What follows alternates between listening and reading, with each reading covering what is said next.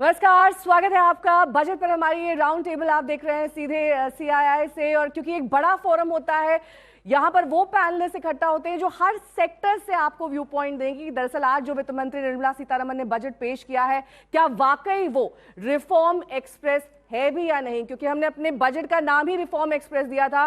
गौरव वल्लभ जी हमारे साथ मौजूद हैं, वो इस पर ज्यादा रोशनी डाल सकेंगे। मीनाक्षी सिंह जी हमारे साथ मौजूद हैं जो सीआई में एजुकेशन खासतौर पर उस पर फोकस रखती हैं। हमारे साथ संजय बूधिया जी हैं, हमारे साथ नरेश रेहान जी हैं, और खास तौर पर प्लानिंग कमीशन के फॉर्मर मेंबर हमारे साथ मौजूद हैं। सर, बहुत बहुत स्वागत है आप सभी का हमारी इस खास पेशकश में। लेकिन गौरव वल्लभ जी, सबसे पहला सवाल आपसे यही मेरा कि जिस तरीके से आपने बार बार और खास तौर पर रिफॉर्म पर जो आपकी सरकार का फोकस इस बजट में रहने वाला था, 5 टेकअवेज आप बताइए जो रिफॉर्म, ट्रांसफॉर्म और परफॉर्म को सार्थक करते हो। देखिए, बायोफार्मा शक्ति होता है तो ये रिफॉर्म है।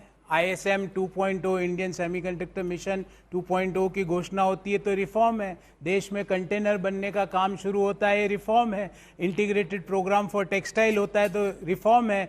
इलेक्ट्रॉनिक्स के मैन्युफैक्चरिंग क्लस्टर्स की घोषणा होती है तो ये रिफॉर्म है। 3 डेडिकेटेड केमिकल पार्क्स बनते हैं तो ये रिफॉर्म है। रेयर अर्थ और मैग्नेट्स की रिसर्च, माइनिंग और मैन्युफैक्चरिंग के लिए पॉलिसी बनाई जाती है तो ये रिफॉर्म है। अब आप बोलेंगे परफॉर्म क्या है? आपको याद होगा हमने हलवा जो कार्यक्रम किया था और आप ही के साथ किया था, उसमें मैंने पहली बात बोली थी कि भाई what we eat in India should be grown in India.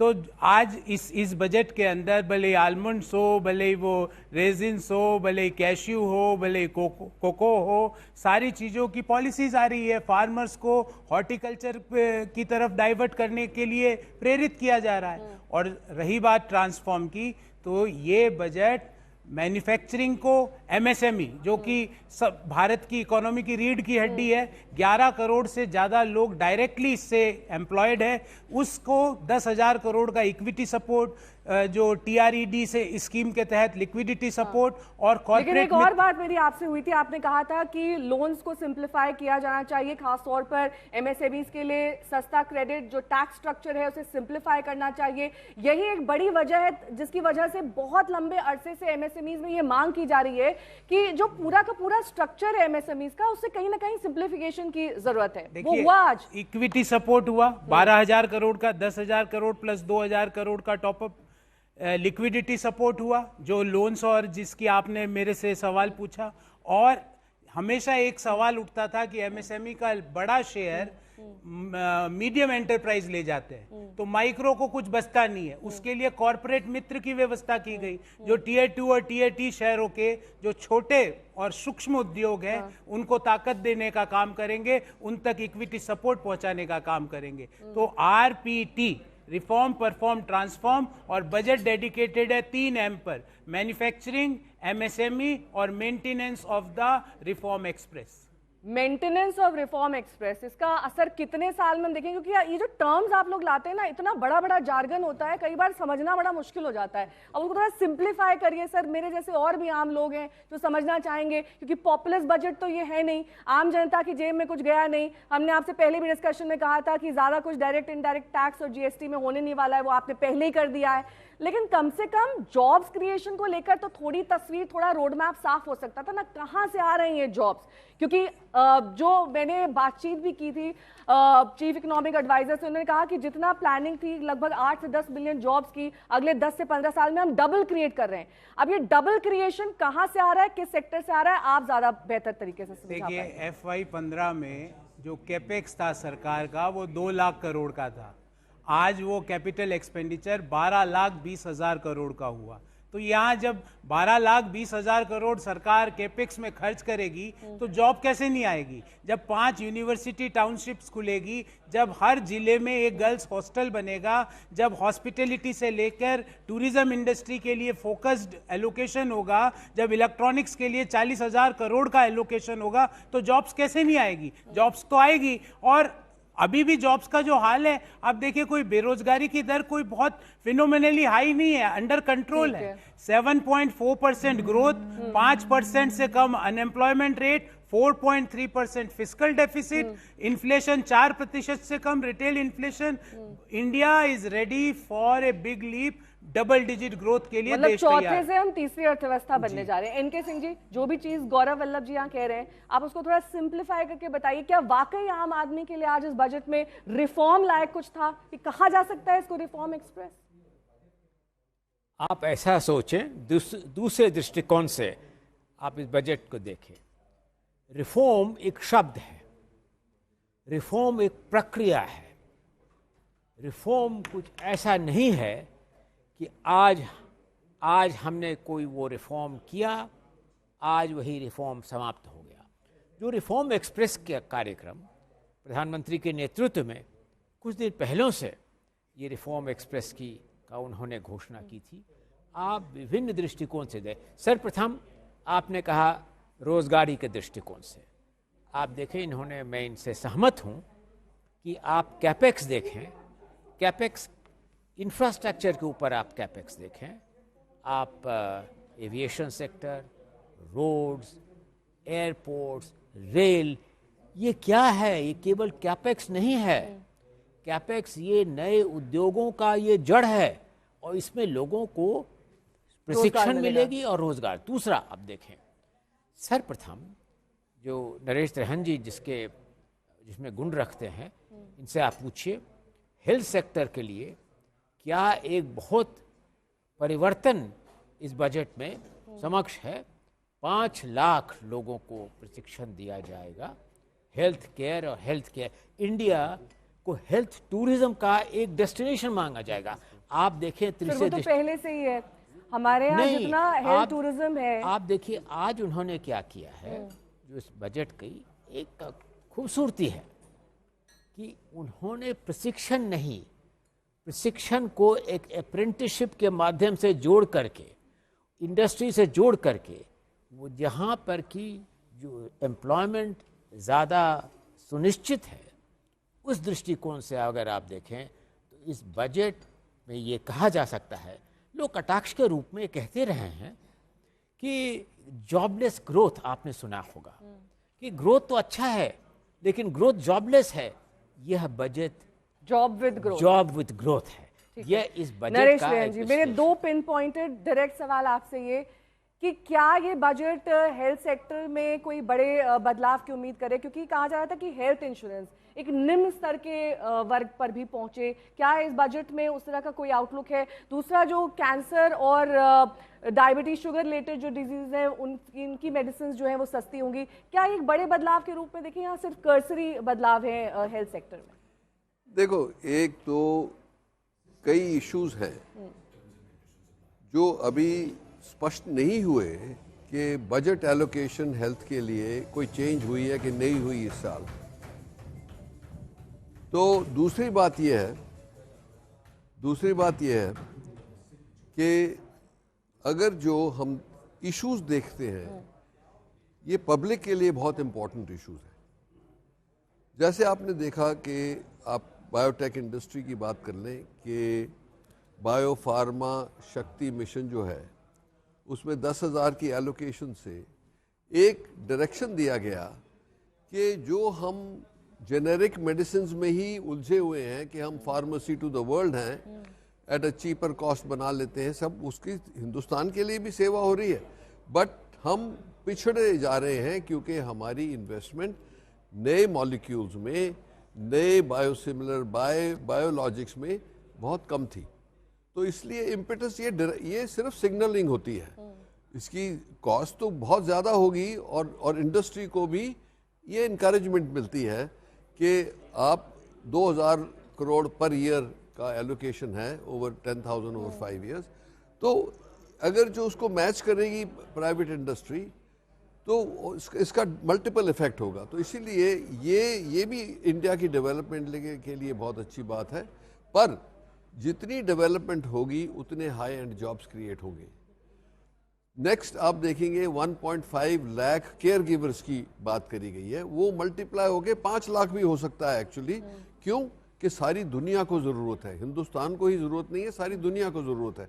और अगर जो हम उनको अच्छी तरह से स्किल करेंगे, लैंग्वेज भी सिखाएंगे उसके साथ साथ, तो कोई क्या स्किल सेंटर्स का अभाव है इस देश में? आप मानते हैं जिस हिसाब से जनसंख्या है, जिस हिसाब से ट्रेनिंग डेवलपमेंट R&D, इन सब चीज़ों पर एक्सपेंडिचर बढ़ना चाहिए, उस चीज़ का अभाव है क्योंकि एलोकेशन तो सर हर साल होते हैं, लेकिन अगर ज़मीनी तौर पर आप खुद उन चीज़ों से दो चार होते हैं रोज़ाना, आयुष्मान भारत जिस पर ये कहा जा रहा था कि और ज़्यादा उसे फाइन ट्यून करने की ज़रूरत है, उसमें और ज़्यादा चीज़ें जोड़ने की ज़रूरत है जो अभी फ़िलहाल मिसिंग दिखाई देती हैं, क्या उससे आप पूरी तरह से संतुष्ट हैं? बिल्कुल। ये देखो, मैं आपको बताऊं कि दुनिया की हालत देखो, आप अमेरिका की हालत देखो, 30 मिलियन लोगों को कोई इंश्योरेंस ही नहीं है, वो हॉस्पिटल ही नहीं पहुंच सकते। यूके में 3-3 महीने 6-6 महीने वेट करना पड़ता है कैंसर ट्रीटमेंट के लिए, बंदा ऊपर ही चला जाता है। तो आप यूरोप में देखिए, सिमिलर लंबी लाइंस है, कनाडा में भी यही हालत है। सो आप ये देखोगे कि जो इतने वेल्थी नेशंस हैं स्मॉल पॉपुलेशन के साथ, वो नहीं सॉल्व कर सके, तो हिंदुस्तान के लिए तो बहुत बड़ा मुद्दा था। पर इससे आयुष्मान की इंट्रोडक्शन से बहुत लोगों को राहत मिली है। और पिछले साल से जो अनाउंस हुआ कि और बीच में अनाउंस हुआ कि 70 साल के लोगों से ऊपर उनको 5 लाख और मिला। तो इसीलिए ये जो हिंदुस्तान की health actually between Ayushman, government schemes, insurance, private insurance and self पे, इसको सबको मिला के आप देखेंगे कि जो कवरेज परसेंटेज इंडिया में है वो बहुत देशों से आगे है, कि हम इससे संतुष्ट होना चाहिए। क्योंकि जितना, मैं आपको एक और बात बताऊं, आप एम्प्लॉयमेंट की बात करते हैं, जितनी इंटेंसिव एम्प्लॉयमेंट एक हॉस्पिटल की या हेल्थ केयर प्रोवाइडर की होती है, जैसे हर बेड जो हम क्रिएट करते हैं उसके लिए 7 बंदों को एम्प्लॉय करते हैं। तो आप 9 मिलियन जॉब्स का प्रॉमिस है हेल्थ केयर में, क्योंकि हमारा हेल्थ केयर डबल होना है। तो इसीलिए जो भी इम्पेटस मिलेगा हेल्थ केयर को, उससे फायदा ही होगा। पर मैं एक बिलीफ बताना चाहता हूं आपको कि हम हर वक्त कहते हैं गवर्नमेंट ने ये किया या नहीं किया। अरे हम क्या कर रहे हैं as citizens, that we are the ones who have to determine the future of this country. The government can only do so much. Our government can set directions, road map दे सकती है उसको, और जो टैक्स इकट्ठा कर रही है उसको वापस दे सकती है हमें जी उसकी सर्विसेज। तो अगर जो हम ऐसा ये बैलेंस आता है तो ये बिल्कुल पक्की बात है। अब इसकी मेरी हिंदी थोड़ी इतनी अच्छी नहीं है। सर बिल्कुल चलेगा, बहुत अच्छी हिंदी आपकी। पर ये जरूरी बात है कि हिंदुस्तान अपना जो लक्ष्य है, जो दुनिया में उस लक्ष्य पर चल रहा है सर, चल रहा है और अकम्प्लिश करेगा। चलिए, बड़ी सकारात्मक सोच के साथ यहाँ आगे बढ़ेंगे। हमारे साथ सुचित्रा एला जी भी हैं जो VPCI। सुचित्रा जी, जिस तरीके से कैपेक्स पर एक्सपेंडिचर बढ़ाया गया, उसका एलोकेशन बढ़ाया गया है, हम फिजिकल डेफिसिट को 4.4% इन चेक कैसे रखेंगे अगर एक्सपेंडिचर्स इस तरह से बढ़ रहे हैं? क्योंकि दूसरी तरफ डायरेक्ट इनडायरेक्ट टैक्स कलेक्शन भी बढ़ रहा है, GST कलेक्शन भी बढ़ रहा है, लेकिन ये फिजिकल डेफिसिट क्या इस बजट से उस लक्ष्य तक रह सकेगा जिसको निर्धारित किया गया था 4.4% के around? I think if we if we can just focus on हमारा जो डायरेक्शन या policy at the macro economics level में जो हमको मिल रही, हम physical deficit of course is a part of the containing it is more important rather than not than allowing it to just become a tiger that we cannot ride it on. So I think the importance is that industry sectoral competences के लिए हम ज़रूर capex को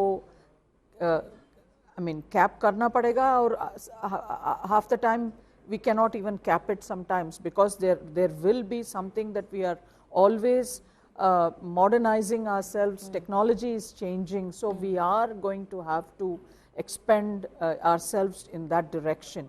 What we have done 20-25 years ago आज वो काफ़ी नहीं है, because हम global standards चाहते हैं, इंडिया में भी चाहते हैं, हमारा पब्लिक हमारे देश के लिए भी चाहते हैं, और बाहर भी हम ग्लोबल मार्केट, इंडिया में रहकर इंडिया में ही बनाना है, और इंडिया में उसको इतना बेहतरीन बनाना है कि वो ग्लोबल स्टैंडर्ड्स, ये एक बड़ा चैलेंज है। कॉम्पिटिटिवनेस होना चाहिए, प्राइस कॉम्पिटिटिवनेस होना चाहिए, प्लस इनोवेशन होना चाहिए, टेक्नोलॉजी होना चाहिए, रिसर्च होना चाहिए, पार्टनरशिप्स होना चाहिए, पब्लिक प्राइवेट इंस्टीट्यूट्स, गवर्नमेंट्स का facilitation भी होता है. So policy setting and government for us is mostly becomes most imperative is when governments talk to each other, and they will enable the progress and also the partnerships to happen. That is important because technology building में काफ़ी तो capex करना ही पड़ता है, but fiscal deficit can be controlled in many other ways, can be thought about, and that will happen. As long as we stay the track, we know what we are working for and we know what our end point should be, then we should, we are in the right direction. That is what I think. ठीक है, संजय बूधिया जी भी हमारे साथ हैं क्योंकि आप exports and imports committee के member हैं। तो जो अभी डील ऑफ डील्स साइन हुई यूरोपियन यूनियन के साथ, क्या वो काफ़ी है इंडिया के एक्सपोर्ट्स इंपोर्ट्स को बेहतर बनाने के लिए, कम से कम इन 27 देशों में, या फिर आज का बजट भी आपके लिए कुछ सकारात्मक लेकर आया है? 5 टेकअवेज आपके सेक्टर के लिए। देखिए, एक्सपोर्ट क्षेत्र में मैं आपको पहले टेकअवेज की बात बता रहा हूँ। नंबर 1, ये जो इनलैंड कंटेनर मैन्युफैक्चरिंग की बात की गई, कॉम्पिटेटिव कंटेनर मैन्युफैक्चरिंग, उसके लिए 10,000 करोड़ रुपए का प्रोविजन किया गया है। उससे काफ़ी सहूलियत मिलेगी क्योंकि कंटेनर की एक बड़ी समस्या होती है। तो indigenous container manufacturing is a very big step. Number 2, SEZ special economic zone, जो कि हमारी कैपेसिटी वहाँ पर अंडर यूटिलाइज्ड है, अनयूटिलाइज्ड है, उसको इमीडिएटली कैसे यूज में लाया जाए, उसमें गवर्नमेंट ने आज अनाउंस किया कि DTA में आपकी सेल हो सकती है। That is a very big step. इसके अलावा कस्टम्स के अंदर में उन्होंने आपको ऑथराइज़ किया है कि as a AEO authorized economic operator, मतलब आपके ऊपर सेल्फ रिलायंट, अगर आप इस्टेब्लिश मैन्युफैक्चरर हो, एक्सपोर्ट कर रहे हो, आपके ऊपर कोई काला धब्बा नहीं है, तो आप सेल्फ सर्टिफाई करके आप अपना माल बेच दो। सेम वे इंपोर्ट के लिए आपको बिल ऑफ एंट्री फाइल नहीं करनी है, आप अपना माल निकाल के ले जाओ। देखिए, बिजनेस और इंडस्ट्री में क्या होता है, समय की कीमत होती है। जब आपके पास अपना समय बच रहा है, वैल्यूएबल टाइम बच रहा है, तो मीठा खाने का दिन है आपके सेक्टर एकदम के लिए। 100%। आप एक के बाद एक सिर्फ अच्छी चीजें बताते जा रहे हैं। आपने 5 पॉइंट पहुंचे, मैंने जो बताया आपको बता मैं दिया। समझ नहीं पा रही हूँ कि ये जो है कहाँ जाकर ये सिलसिला रुकेगा। नहीं, आपने तो 5 बोले थे, तो मैं 5 में पहुंच रहा हूँ। तो ये है, देखिए मैडम, अभी आज की जो सिचुएशन है, प्राइमरली जो बोलते हैं ग्लोबल हेडविंड्स बोलिए, ट्रेड टेंशन बोलिए, ट्रेड टैरिफ बोलिए, सब जो सिचुएशन चल रही है, उसके बावजूद 9 महीने में हमारा जो मर्चेंडाइज एक्सपोर्ट है वो लास्ट ईयर से 2.6% ज़्यादा हुआ, स्पाइट ऑफ दैट। तो अगर हमारा अमेरिका के साथ जो पैक्ट जल्दी होना चाहिए, तो सब लोग वेट कर रहे हैं। काफी आशावान है। अभी तो यूरोपियन यूनियन के साथ ही हुआ है, आप अमेरिका वाला भी सोच रहे हैं। क्योंकि इसका इफेक्ट सर कब दिखेगा यूरोपियन यूनियन वाले का? क्योंकि कहा जा रहा है कि तुरंत तो आता नहीं है, इसका एक रिपल इफेक्ट होगा, तो वो कब तक होगा? जैसे पहले भी कहा गया है कि जो भी पॉलिसी अनाउंस होती है, कोई ओवरनाइट तो कुछ नहीं होता है कि आपका ये आपने जादू का डंडा चला दिया और स्टार्ट हो गया। तो इट टेक्स इट्स टाइम, पर अल्टीमेटली जब आप सही दिशा में आप जा रहे हैं, पर जॉब्स क्रिएशन के लिए सही दिशा में है। देखिए, एम्प्लॉयमेंट, हम जो बोलते हैं कि export is the engine for employment, job creation, ultimately export का बहुत बड़ा क्षेत्र है। तो आज भारत का सबने मान लिया है कि हम जो हाई टेबल पे बैठे हुए हैं, ये तो अभी शुरुआत हुई है और हम चाहते हैं कि स्कोर तेजी से बढ़ाया जाए। ये तो बस शुरुआत है। मीनाक्षी जी भी हमारे साथ जुड़ी है। मीनाक्षी जी, एजुकेशन सेक्टर, ये सेक्टर वो सेक्टर है जहां पर अभी भी स्किल्स का बहुत ज़्यादा अभाव है, खासतौर पर ग्रामीण क्षेत्र। वहां पर हम लोग इलेक्शन कवरेज के लिए भी जाते हैं, बेसिक मिनिमम रिक्वायरमेंट्स नहीं पूर्ण होती हैं। खासतौर पर शिक्षक हैं, उनमें शिक्षा का अभाव है और वो एजुकेशन इम्पार्ट कर रहे हैं। ऐसे स्किल सेंटर्स कब तक इन टियर 2 टियर 3 तो आप छोड़िए, बहुत जो निम्न स्तर के गांव जहां पर बिजली भी नहीं है, वहां तक कैसे पहुंचेंगे? तो यहाँ पे 2-3 चीज़ों का हमें ध्यान रखना चाहिए। वन इज़ दैट ये बजट एक ह्यूमन कैपिटल पे कॉन्सेंट्रेट कर रहा है, और ये रिफॉर्म्स और ये return on capital we will see in a couple of years, because these things require time. The 2 or 3 sectors or the importance what the FM has dealt upon is mental health, nutrition, sports. You will find that if we were to work on these 3 or 4 aspects, which is about human development, we are going to have a better return on the investment, which is about skilling, which is about human beings. So the return will have a better resilience of workforce coming into the system. We will have a better healthy kids growing up to come in the job market. So that's one. Second is that we must, and government has proposed a digitization campaign, which is one way of making the rural area, which you are saying there are no teachers, this is one way of integrating them, because if we were to do this, you know, with broadband facility, the kids at the rural areas will be also benefited with the same content, which we can. 1,39,289 crore का आवंटन हुआ है education sector में. Correct. So, but you know, ये एक concurrent list में है.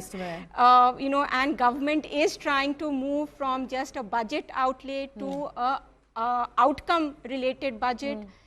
But that you will have to give time for the government to overcome this. But saying this, कोई एक ऐसी चीज जो आप उम्मीद कर रही थी इस बजट में और नहीं हुई है? जो ये उम्मीद थी कि जो to overcome the dropout rates school से, वो ये शायद थोड़ा नहीं हुआ है जिस तरीके से हम लोग ने सोचा था, because value proposition to the school. Budget में उसका किस तरीके से प्रोविजन होता है कि आपके school skilling we should have done, उनको इंसेंटिवाइज करना पड़ेगा. टीचर के स्किलिंग की जरूरत होगी, टीचर एब्सेंटिज्म पे हमें कुछ करना चाहिए था. So these are the few points which which the government should have touched upon, especially at the secondary school level. ठीक है. मैं प्रश्न पूछूं? बिल्कुल बिल्कुल. कि ये जैसा आपने कहा कि, और ये खुद स्वयं कह रही थी कि ये कंकरेंट लिस्ट में है एजुकेशन, इसमें केवल सर्वश्रेष्ठ शिक्षा अभियान जो अब जिसे दूसरे अनुरूप में कर दिया गया है, उसमें सर्वश्रेष्ठ शिक्षा अभियान केंद्र द्वारा होती है, लेकिन ये जो आप कह रही हैं ये राज्यों का कर्तव्य है. अभी आज 16वें वित्त आयोग की अनुशंसा आज प्राप्त हो गई है. मुझे गर्व था कि 15वें वित्त आयोग जो अभी तक चल रहा है और 2 महीने और चलता रहेगा, वो उन्होंने अपनी अनुशंसा दे दी जो सरकार ने स्वीकार की. लेकिन जो कह रही हैं वो सकारात्मक सुझाव है, लेकिन ये राज्यों का उत्तरदायित्व है और केंद्र का उत्तरदायित्व नहीं है. लेकिन केंद्र प्रोत्साहित कर सकती है राज्यों को कि इस कार्यक्रम में वो कदम उठाएं. और टॉप 3 सेक्टर्स जिसमें बजट एलोकेशन हुआ है, गौरव वल्लभ जी से मेरा सवाल है, ट्रांसपोर्ट, डिफेंस, रूरल डेवलपमेंट. यानी कि ट्रांसपोर्ट रोजगार सृजन, transport high speed railway network बन रहे हैं. अब रेलवे नेटवर्क बनेगा तो रिफॉर्म एक्सप्रेस पहले ब्रॉड गेज पे थी, अब reform express high speed rail network पे आ गई.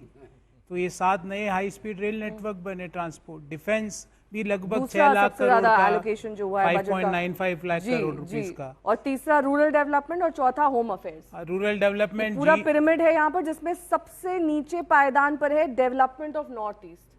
लंबे वक्त से कहा जा रहा था कि उधर जो है थोड़ा सा फोकस कहीं ना कहीं सरकार का कम रहता है, और आपकी सरकार हमेशा निशाने पर भी रहती है. अब बनारस से Siliguri high speed rail network बनेगा तो उसका बजट ट्रांसपोर्ट में है, इसमें नहीं है, पर उसका फायदा तो नॉर्थ ईस्ट को होगा ना. सर आप उधर कुछ करते हैं फिर बता देते हैं कि नॉर्थ. अरे मैं आपको बोल रहा हूँ ना, अब मान लो एक कॉरिडोर बना नॉर्थ ईस्ट से लेके सूरत तक, तो उसका फायदा वो उस नॉर्थ ईस्ट वाले बजट में नहीं आएगा. तो आप इन बजट्स के नंबर्स का इस तरह कंपैरिजन नहीं कर सकते कि साहब इसको कुछ नहीं मिला.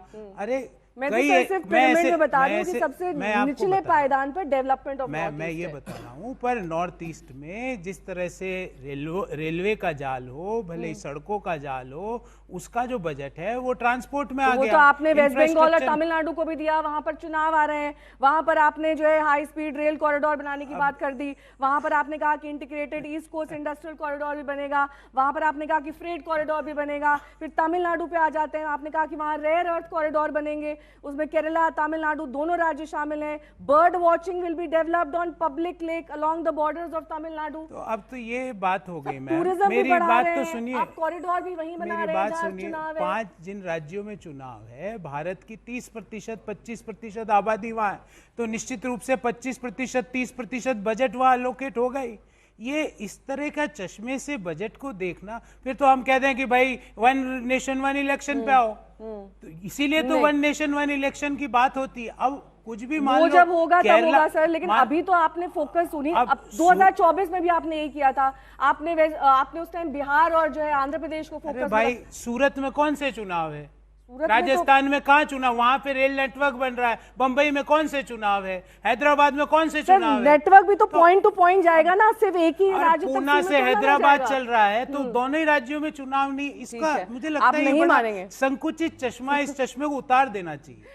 सीआईआई के प्रेसिडेंट राजीव मेवानी जी भी हमारे साथ, बहुत बहुत स्वागत सर आपका। लेकिन देर आए दुरुस्त आए, मैं आपसे यही जानना चाहूंगी, अब तक बहुत सारा डिस्कशन हो चुका है, 5 टेक अवे या सकारात्मक पॉइंट्स जो आपको आज के बजट में नजर आते हैं, क्योंकि कम से कम इसे पॉपुलिस्ट बजट तो नहीं कहा जा सकता है, किसी लिहाज से इसे रेफॉर्मेटिव बजट यानी रिफॉर्म्स वाला बजट कह सकते हैं? हाँ, रिफॉर्म्स का बजट कह सकते हैं, पर रिफॉर्म्स एक अब कंटिन्यूअस प्रक्रिया हो गई है, तो वो बजट के लिए नहीं वेट कर रही है। काफ़ी सारे रिफॉर्म्स, चाहे वो जीएसटी का रिफॉर्म हुआ, चाहे वो लेबर का रिफॉर्म हुआ, और आगे आगे भी जैसे इलेक्ट्रिसिटी में हो रहा है, वो सिर्फ बजट के लिए नहीं इंतज़ार कर रहे हैं, वो करते रहेंगे, बट एक इंटेंट और पॉलिसी डायरेक्शन जो है वो बहुत क्लियर है। तो आप अगर 5 चीज़ें बोलें, एक जो सबसे पहले है, जो फिस्कल डिसिप्लिन जो गवर्नमेंट मेंटेन कर रही है वो बहुत अच्छा है। लास्ट ईयर हम लोग का जो टैक्स कलेक्शन था वो 1.5 लाख करोड़ से कम हुआ, पर उसके बावजूद गवर्नमेंट को जहाँ काटना था, छाटना था, जो भी कर उन्होंने फिस्कल डिसिप्लिन मेंटेन किया। न्यू टैक्स रेजिम के आने से और वो बेहतर हो जाएगा। हाँ, नहीं, न्यू टैक्स रेजिम का टैक्स से फर्क नहीं पड़ेगा, और अगले साल का भी जो उन्होंने प्रोजेक्शन किया है वो अगर आप देखें, उन्होंने 8% का टैक्स ग्रोथ लिया है, जिसमें जीएसटी में उन्होंने नेगेटिव ग्रोथ का एजम्पशन किया है। तो अगले साल का भी उन्होंने जो टैक्स प्रोजेक्शन किया है वो काफ़ी कंजर्वेटिव है। तो एक सबसे अच्छा मेरे को ये लगा कि एक तो मैक्रो इकोनॉमिक डिसिप्लिन बड़ा अच्छा है, सेकेंड ये है कि जो स्ट्रक्चरल रिफॉर्म्स हैं उसकी प्रक्रिया चलती जा रही है, तो मैन्युफैक्चरिंग में जो फोकस है जो उन्होंने किया है वो बहुत अच्छा है।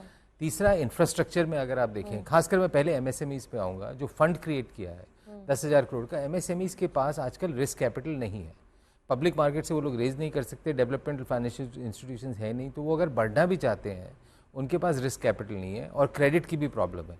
तो गवर्नमेंट, मैंने सवाल इनसे किया था कि क्रेडिट की प्रॉब्लम है, उसका कोई अभी तक सोल्यूशन नहीं। उन्होंने ट्रेड्स के थ्रू जो पूरा लिंकेज किया है, सर उनका टैक्स ही तो सिंप्लीफाई करना था। जो ट्रेड्स का जो प्लेटफॉर्म है जिससे एमएसएमईज की फाइनेंसिंग होती है, वो उन्होंने पूरा गवर्नमेंट की बोरोइंग से लिंक कर दिया, उसकी क्रेडिट अलाउ कर दिया। तो जितना गवर्नमेंट कर सकती है, देखिए गवर्नमेंट के पास ये तो है नहीं कि लाखों करोड़ रुपए बांटने को है, तो जितने से पहले सबसे पहले फंड क्रिएट किया 10,000 करोड़ का, उससे इक्विटी बहुत सपोर्ट मिलेगा। फिर उन्होंने क्रेडिट के लिए अलग एलोकेशन किया, क्रेडिट का सिस्टम किया, तो मेरे हिसाब से वो बहुत अच्छा है। तीसरा, कई सारे ऐसे नए सेक्टर्स हैं जो उन्होंने खोले हैं बिना ज़्यादा पैसा खर्च किए। न्यूक्लियर पावर जैसे उसको इनकरेज करना था, उसकी ड्यूटी हटा दी। डेटा सेंटर्स जो उनको इनकरेज करना था, वहाँ पे उन्होंने जो एक्सपोर्ट है डेटा सेंटर की सर्विसेज का, उसमें से कस्टम्स ड्यूटी हटा दी। रेयर अर्थ में जो उनको करना था, जो सेंटर्स क्रिएट करने थे और जहाँ ड्यूटी एग्जेम्पशन देनी थी, वो उन्होंने दिया। एमआरओ को, जो एयरपोर्ट एमआरओ जो एयरलाइंस के लिए बहुत ज़रूरी है, वहाँ पे उनको जो बेनिफिट देना था, उन्होंने वहाँ कस्टम्स ड्यूटी हटा दी।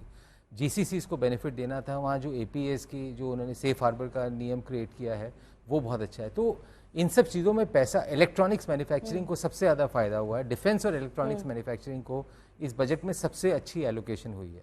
40,000 करोड़ का इलेक्ट्रॉनिक्स मैन्युफैक्चरिंग को है, डिफेंस का 15 से 20% ज़्यादा हुआ है।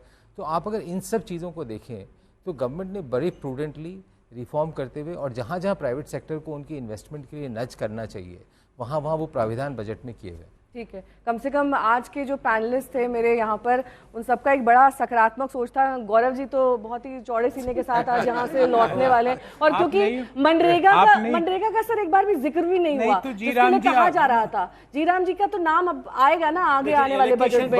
एलोकेशन बढ़ गई, 95,000 करोड़ रुपए का एलोकेशन हुआ है जीराम जी। ठीक है, उसके 1 मिनट समय दें।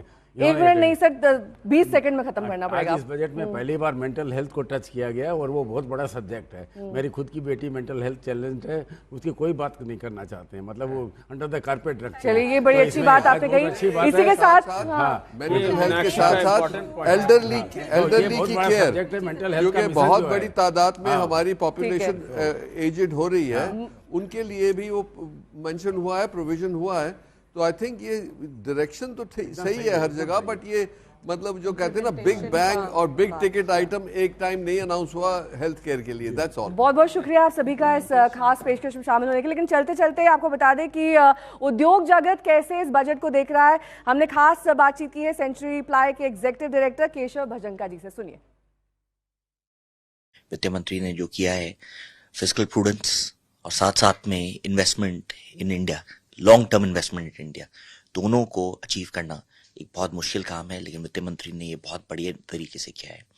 आज के दिन फिजिकल डेफिसिट टारगेट को 4.3% पे ले आना फॉर द करंट ईयर, ये एक बहुत महत्वपूर्ण स्टेप है। दूसरा, आज जो चेंजेस हम देख रहे हैं कि 12 लाख करोड़ से अधिक इंफ्रास्ट्रक्चर के ऊपर एक्सपेंडिचर होना, ये हमारी इकोनॉमी के लॉन्ग टर्म ग्रोथ के लिए एक बहुत बड़ा और बहुत महत्वपूर्ण स्टेप है। और मुझे लगता है कि इसके इम्प्लीकेशन हमारे सिर्फ करंट नहीं लेकिन फ्यूचर जनरेशन्स के ऊपर भी आएगा। और आखिर में जो ट्रेड वॉर इंडिया के अगेंस्ट में चल रहा था, जो इंडिया के ऊपर प्रेशर आया है, उसको न्यूट्रलाइज करने के लिए जो की सेक्टर्स है, चाहे वो फार्मा हो, चाहे वो टेक्सटाइल्स हो, जहाँ पे एम्प्लॉयमेंट होता है, जहाँ पे हमारी एक्सपोर्ट बेस काफ़ी स्ट्रांग थी लेकिन इम्पैक्ट हुई है, इन सभी में मुझे लगता है कि गवर्नमेंट ने बहुत इम्पेटस दिया है।